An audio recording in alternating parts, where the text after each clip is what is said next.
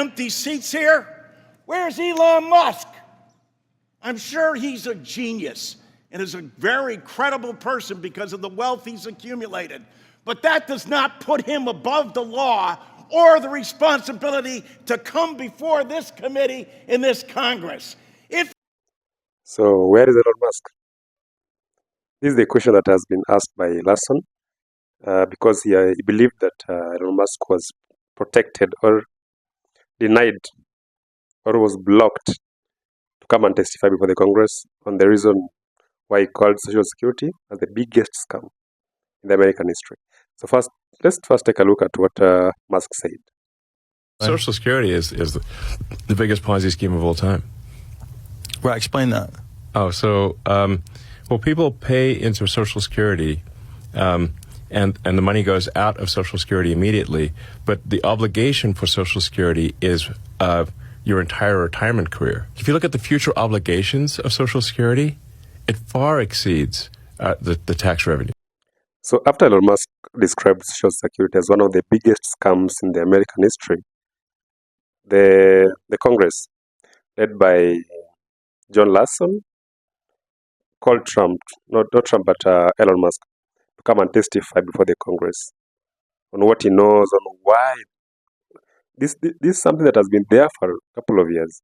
Why all of a sudden the administration wants to stop it? So after Elon Musk dodged the hearing or the Congress, this is what Larson had to say. Take a listen. This is indeed a sad morning. Very sad morning. When this committee, the oldest and most continuous in the Congress, neglects its responsibility and essentially holds this hearing today to block any further discussion. The men and women on this committee are good people. They're honest and caring people.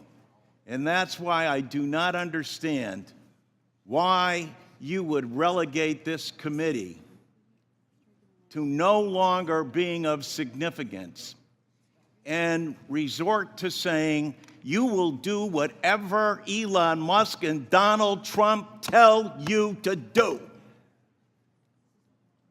Where's the independence of the committee? Where's the legislature? We're an equal branch of government. And you start off with a blather, and yet we look at the empty seats here. Where's Elon Musk?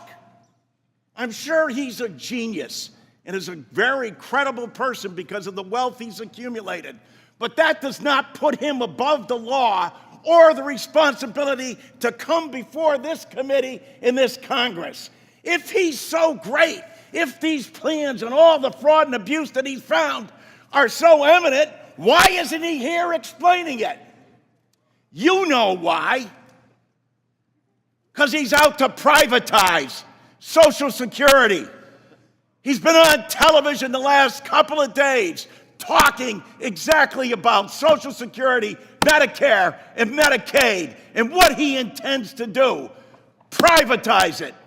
The American people, some of them may have been born at night, but not last night. People are aware of this. Every single one of your districts, all the money that comes in monthly, and you have not done, you as a Congress, have not done anything in more than 54 years.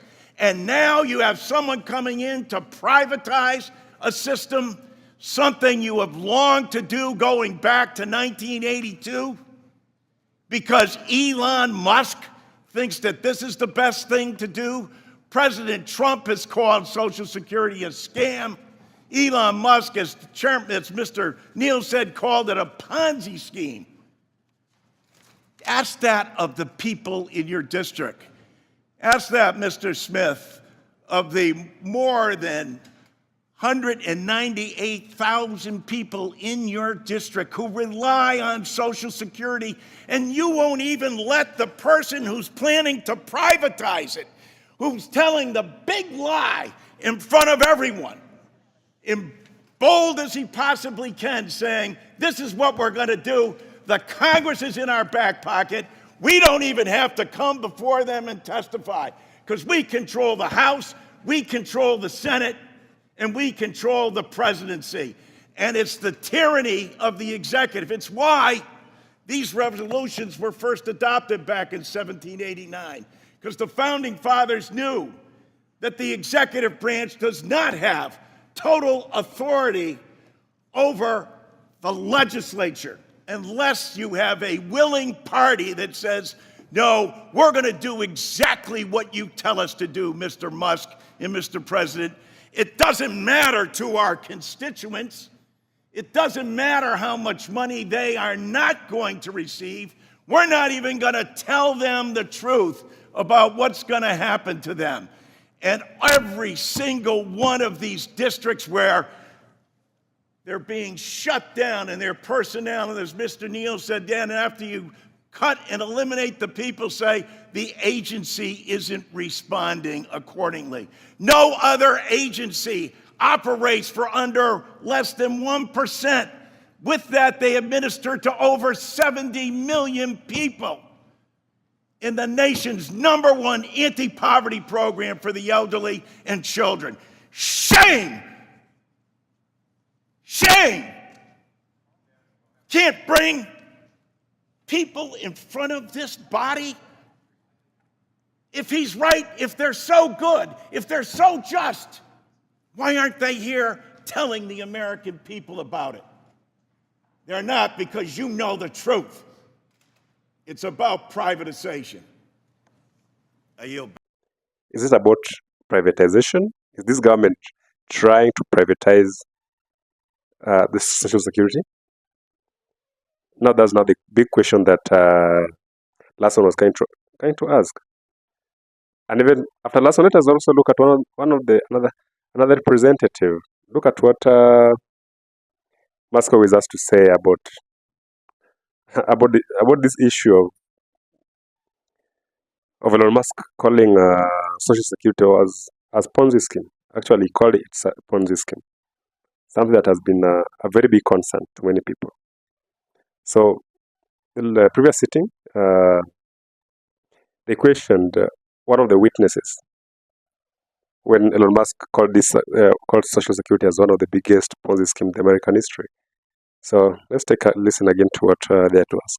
Time, distinguished gentleman from Florida, Mr. Moskowitz, who's asked to be waived on this committee. Sir, we're delighted to chair. Gentleman's recognized. Thank you, Mr. Chairman. Thank you for granting my waiver. I appreciate it.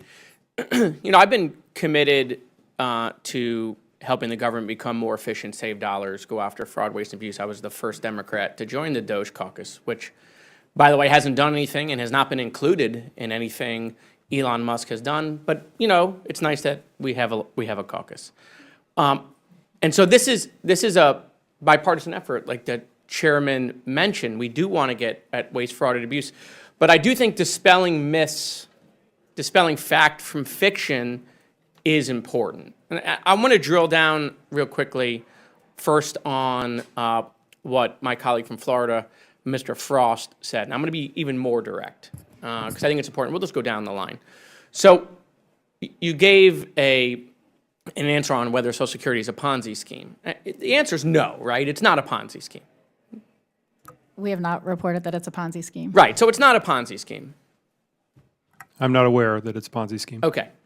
Agreed. Okay, so Mr. Musk is wrong. No one's going to get fired for saying it, right? He's wrong. You can say it. It's not a Ponzi scheme. I'll say it for you. It's not a Ponzi scheme. It's not a Ponzi scheme. Okay, he's wrong. I know we're afraid to say it. And see, that's part of the problem. We're afraid to say that Elon Musk is wrong. That's what Mr. Frost was talking about when he says he hears crickets from my colleagues. We hear crickets from the witnesses because everyone is afraid when Elon says something, if it's patently false, we're afraid to say it's false. All right, let's talk about something else. The IG is getting fired.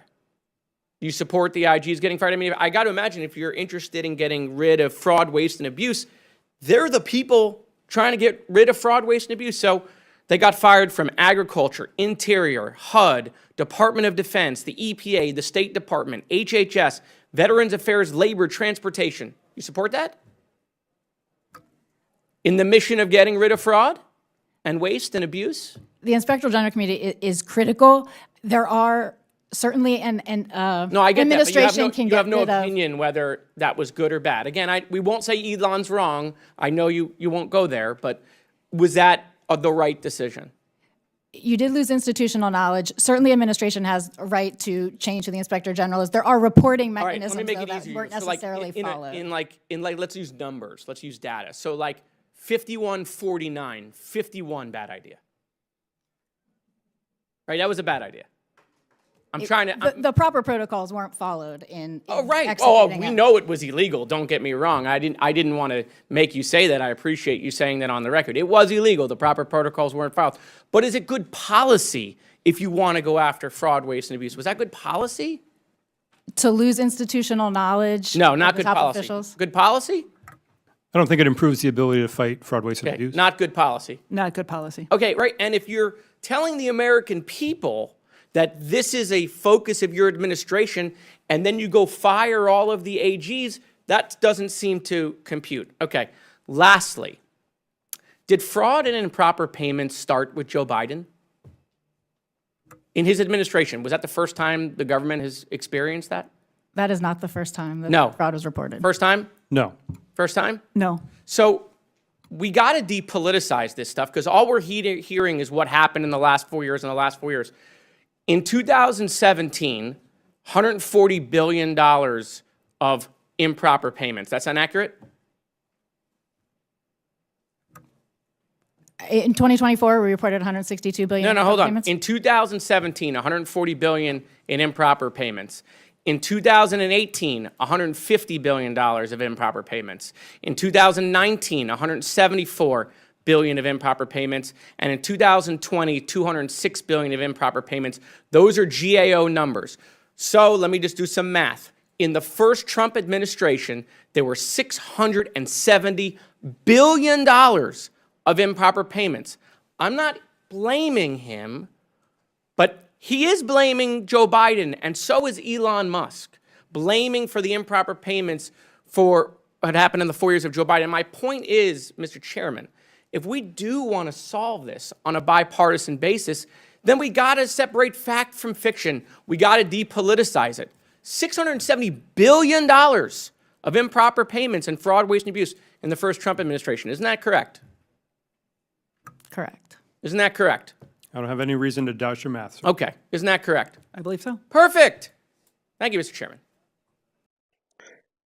Things are getting intense.